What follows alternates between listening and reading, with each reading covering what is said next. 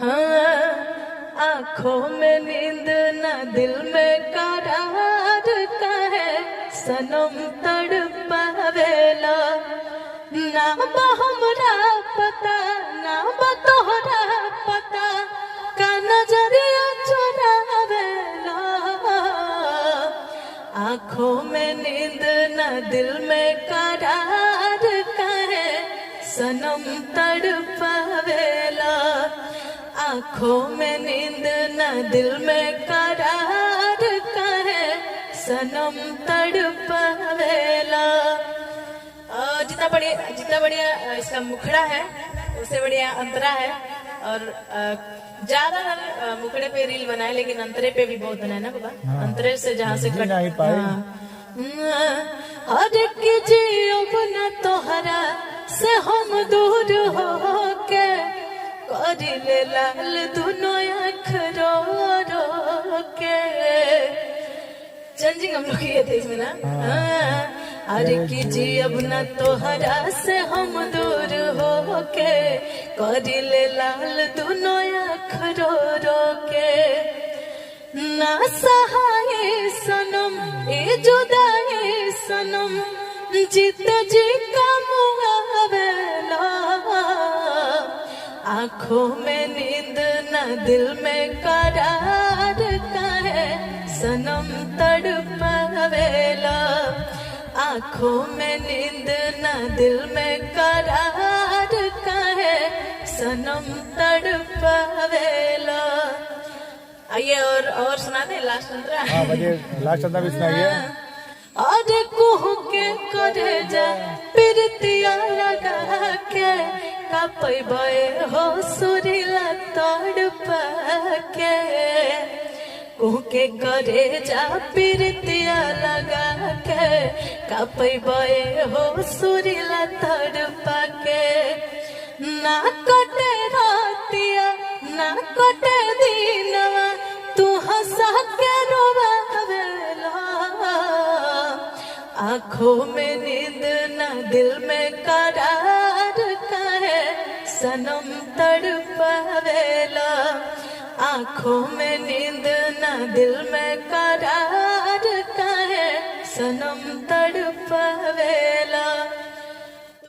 नमस्कार दोस्तों, ये सुनील सुरीला जी का ब्लॉग है। तो बहुत अच्छा गाना लिखते हैं वसीश सुनील सुरीला जी। और लोग एक बहुत प्यारा गाना जो कि अभी मार्केट में हमारे रेखा जी का बज रहा था कि आंखों में नींद न दिल में करार, रील पे ट्रेंड बज रहा है। अभी भी रील पे ट्रेंड कर रहा था, चल रहा है, बन रहा है रील दबा के। अभी 6-7 लाख पहुंचा है रील भी। तो बहुत लोग उठाए गाए हैं, बहुत अच्छे सिंगर, महान सिंगर उठाए गाए हैं उस गीतों को और बहुत ही सुरीले आवाज में गाए हैं। वही आज हम लोग उसी गाने का ब्लॉग बना रहे हैं और उसका म्यूजिक भी दिया हूँ मैं, रोहित रतन। और गाना गाई है रेखा जी, वो भी बहुत अच्छा गाना गाती है। हमारी अनीता आनी जी स्टेज स्टार हैं वो। हाँ और बोलिए 2 शब्द आइए। धीरे धीरे मत बोलिए, जोर से बोलिए, आवाज नहीं जाएगा वहां तक। नमस्कार, प्रणाम, मैं सिंगर अनीता अन्नी। बहुत धन्यवाद आप सभी का, इतना सारा प्यार दिए हमारे गाने को आंखों में नींद न दिल में करार, जिसका म्यूजिक दिए थे हमारे रोहित रतन जी। और गीत लिखे वशिष्ठ सुनील सुरीला जी, जिनके चैनल से ये ब्लॉग जाएगा, वशिष्ठ सुनील सुरीला। तो आप लोग सुनिएगा, ढेर सारा प्यार दीजिएगा। बहुत प्यारा सॉन्ग है, प्यारा तो वही है, प्यारा आप लोगों ने बना दिया है। तो थैंक यू सो मच आप सभी को दिल से इतना ढेर सारा प्यार देने के लिए। 50 लाख से ज्यादा रेखा रागिनी ऑफिशियल पे इस गाने का व्यूज है। मैंने 3 जगह अपलोड किया है गाने को, ऑडियो वीडियो मिला करके, और 6,22,000 अभी तक रील्स बन चुके हैं और बन ही रहे हैं।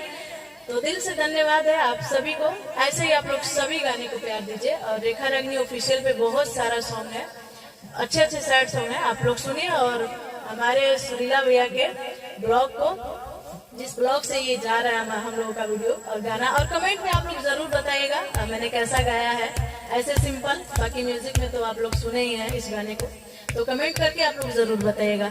जय माता दी, हर हर महादेव। और हम भी स्पेशल थैंक्स सुनील भैया को देना चाहते हैं कि वो ब्लॉग बनाने के लिए दिए।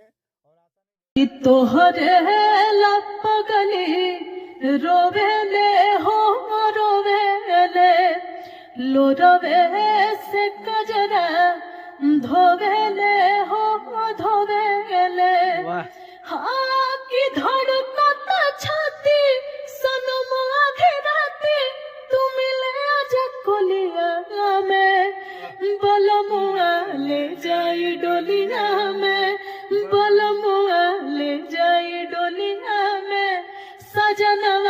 ले जाए डोलिया में, बलमुआ ले जाए डोलिया में। जितना बढ़िया इसका मुखड़ा है उससे ज्यादा बढ़िया हमको अंतरा और लगता है। आइए सुनाते हैं आप लोग को। हो एक बेरी तो के देख लेती, भर आँख सनम होनी देख लेती। कि एक बेरी तो के देख लेती, भर आँख सनम होनी देख लेती। कि कोई से बताए तो है गोहराए, आवाज ना बोलिया में, बलमुआ ले जाए डोलिया में, सजनवा ले जाए डोलिया में, बलमुआ ले जाए डोलिया में, सजनवा ले जाए डोलिया में। ये सॉन्ग रेखा रागिनी ऑफिशियल पे रिलीज है। दूसरा अंतरा बिल्कुल बहुत अच्छा है। हो अखिया से असरा छलकता, सुनो प्रिंस सुरीला दिल तड़पाता।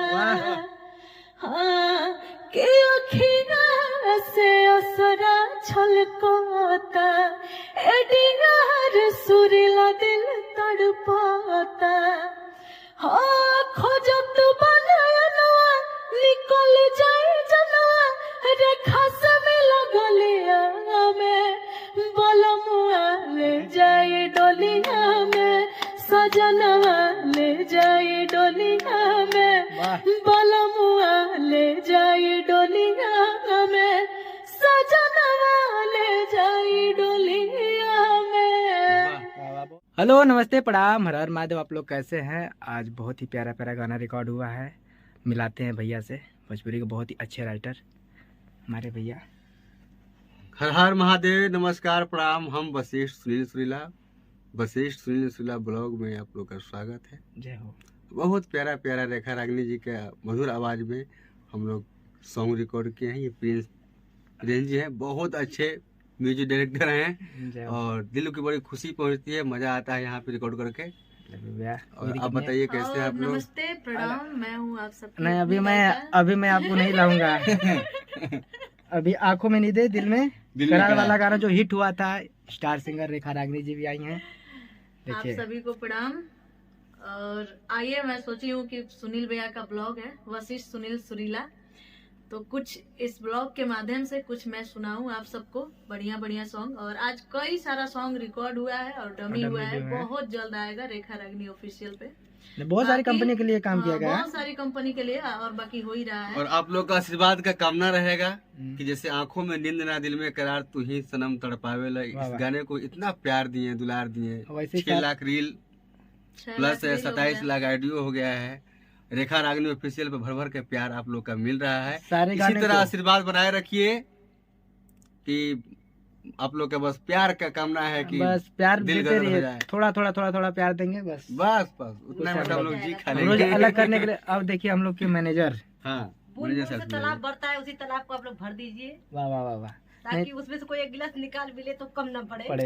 सही बात। वाह, तो गाना बहुत रिकॉर्ड अच्छा हुआ, तो बहुत अच्छा गाएं आप, बहुत अच्छा गाती हैं। बरसाइए फिर जिस गाने इस गाने को भैया ने लिखा था। अभी भैया का बहुत सारे गाने रिकॉर्ड हुए हैं। आशीर्वाद है। और आप लोग को सैड सॉन्ग लेते हैं, नहीं लेते हैं, बहुत अच्छा लिखते हैं आप। जवाब नहीं है। इतना अच्छा आप लोग सराहना करते हैं, तो हमारे जनता जनार्दन का सब प्यार, सब जनता का प्यार है। हमारे लिखे हुए शब्द को पसंद करते हैं।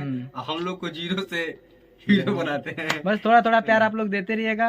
रेखा जी को जैसे आप उस आंखों में नींदे दिल में करार वाले गाने को दिए, आप लोग ट्रेंड में लाए, इतना सारा प्यार किए आप लोग दिए। वैसे पगली वाले गाने, हर एक गाने को दीजिए, पगली वाले नहीं, हर एक गाने को दीजिए। बेवफा तेरे याद में अभी रिलीज हुआ है, बहुत प्यारा वो भी गाना है, तो उसको भी। और ये पगली वाला गाना इसी स्टूडियो रिकॉर्ड हुआ है एडीआर जोन में।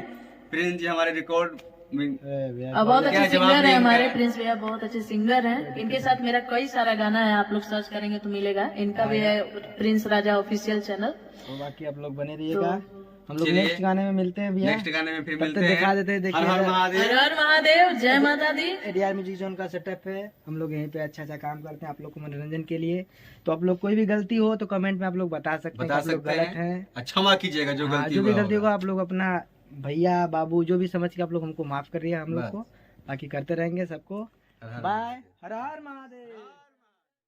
बेवफा बेवफा तेरे याद में चैन सहना सोहिला, बेवफा तेरे याद में चैन सहना सोहिला, फोटो छतिया से लगा के, फोटो छतिया से लगा के तन्हा बैठे रोएला,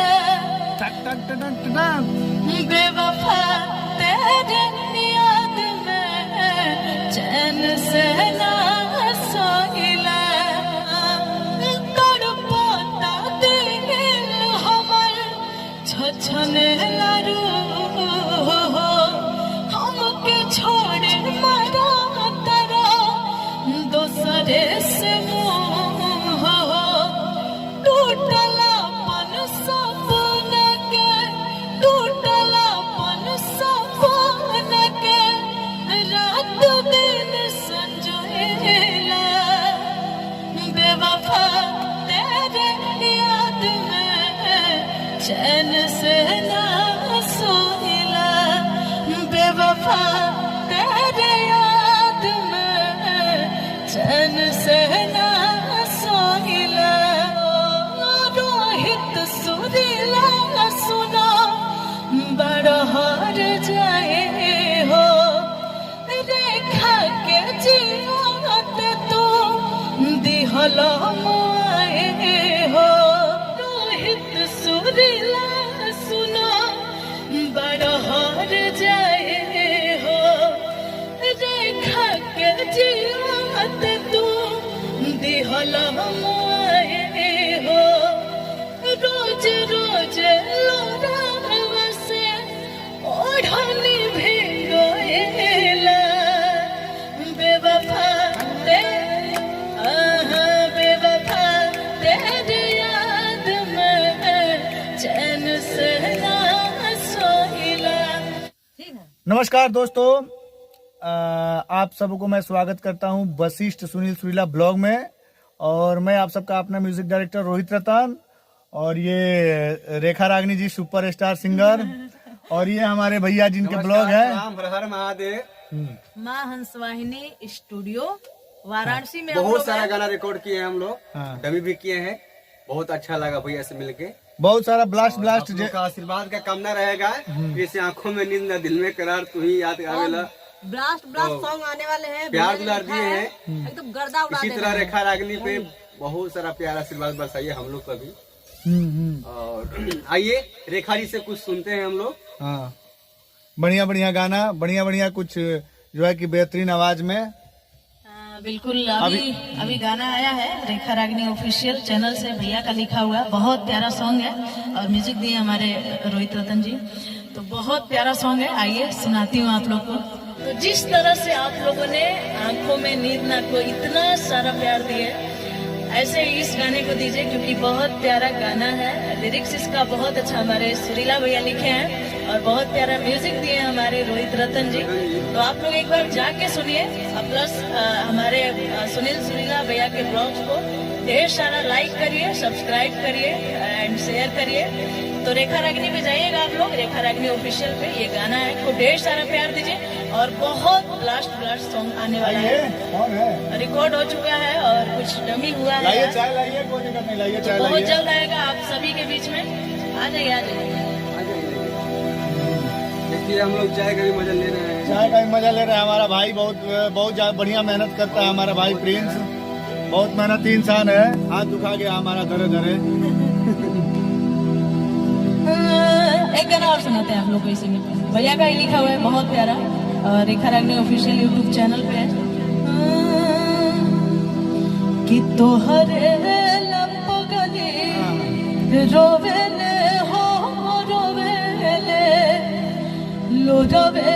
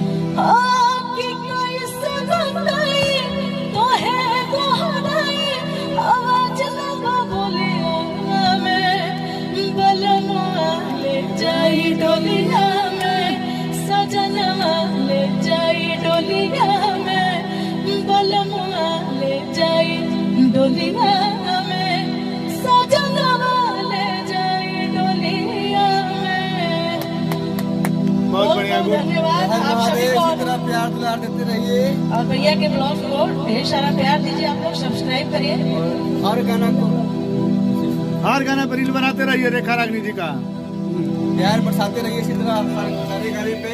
जय हो जय हो। ये देखिए हमारे मैनेजर साहब हैं, मैनेजर साहब हैं, मुस्कुरा रही हैं कि अभी डमी हुआ है, माल देना पड़ेगा। ठीक है, तब तक लेते हैं विदा। हर हर महादेव।